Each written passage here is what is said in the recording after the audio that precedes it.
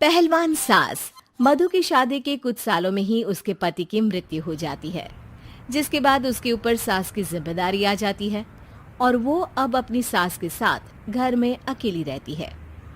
Mummy, नाश्ता बना दिया है, टाइम से खा लेना। दोपहर का खाना शीला आकर बना देगी। मैं ऑफिस जा रही हूँ। अरे क्यों उस टेप रिकॉर्डर पर पैसे खर्चा करती हो?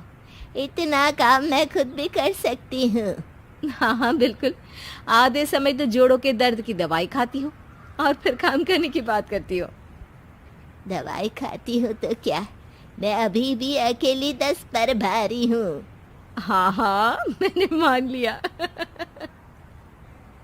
मधु घर से चली जाती है, जिसके बाद सास नाश्ता कर दवाई लेकर टीवी देखने बैठ जाती है। दोपहर को शीला घर आती है। अरे क्यों माँ जी, आज किस बात से मेरी नौकरी बची? अरे चल, ज्यादा बक बक मत कर, काम कर अपना। शीला खाना बनाने लगती है और सास वहीं पास में बैठ जाती है। माँ जी, मैं तो हमेशा ही बोलती हूँ दीदी की दूसरी शादी करा दो। कब तक आप दो औरतें घर में अकेली रहोगी? आजकल माहौल भी बहुत खराब है और फिर दीदी की उम्र भी तो निकली जा रही है ना। तेरा नाम टेप रिकॉर्डर सही रखा है मैंने। तेरी एक ही बात को रिपीट मोड पर चलाने से वो पूरी नहीं हो जाएगी, इसलिए मेरी बहू से ज्यादा खाना बनाने पर ध्यान दे, नहीं तो कहीं वो भी तुझसे मुंह ना फेर ले और नौकरी चली जाए। क्या माँ जी, आप भी हमेशा मेरी नौकरी के पीछे ही पड़ी रहती हो? तो क्या तेरे पीछे पड़ूं? इसी तरह दोपहर से शाम हो जाती है और शीला अपना काम खत्म कर वापस चली जाती है। अब अकेली सास एक बार फिर टीवी देखने बैठ जाती है, जिसकी थोड़ी ही देर में मधु घर आ जाती है और सास बिना कोई देर किए शीला की बातें उसे बताने लगती है। मम्मी, आप भी ना किसी बच्चे से कम नहीं हो, जिसके पास हमेशा शीला को लेकर कोई ना कोई बात रहती ही है।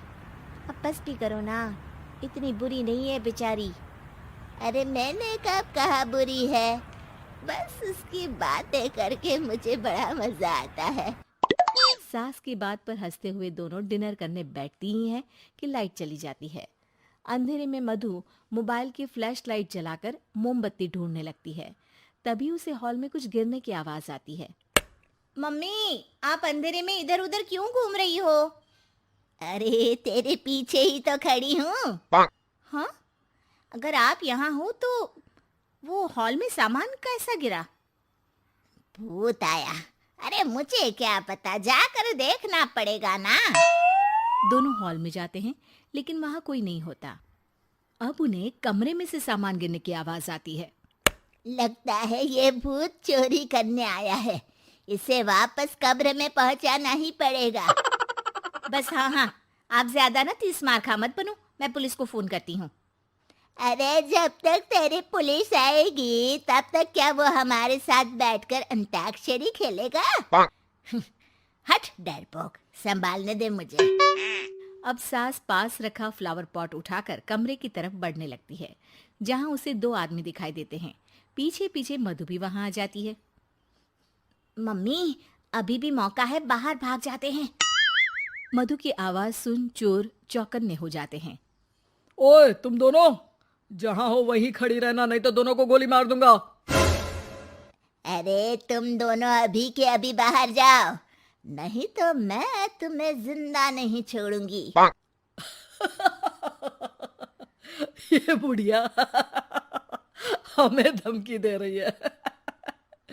अबे तुम दो अकेली अबला औरतें क्या कर लोगी? अरे जा भेजा, दोनों को बांध दे।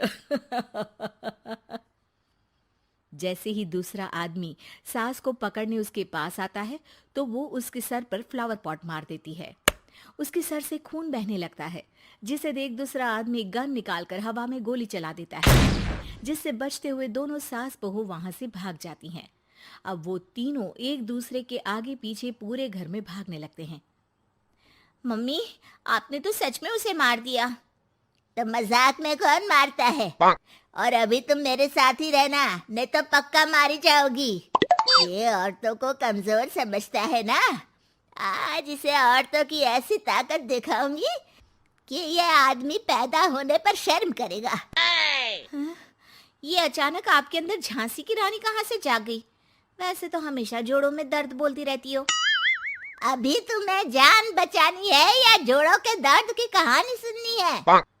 मधु और उसकी सास कमरे में जाकर दरवाजा अंदर से बंद कर लेते हैं, जिस पर चोर बाहर खड़ा दरवाजा बजाते हुए उन्हें आवाज लगाने लगता है। क्यों डर गई? अरे वैसे तो बहुत धमकी दे रही थी। गेट खोल अब बुढ़िया। अबे पागल, धमकी देने और होशियार होने में फर्क होता है, पर ये दिमाग वाले काम तुझे तो समझ में नहीं आएंगे। रुक, अभी तेरा दिमाग ही बाहर निकालता हूँ।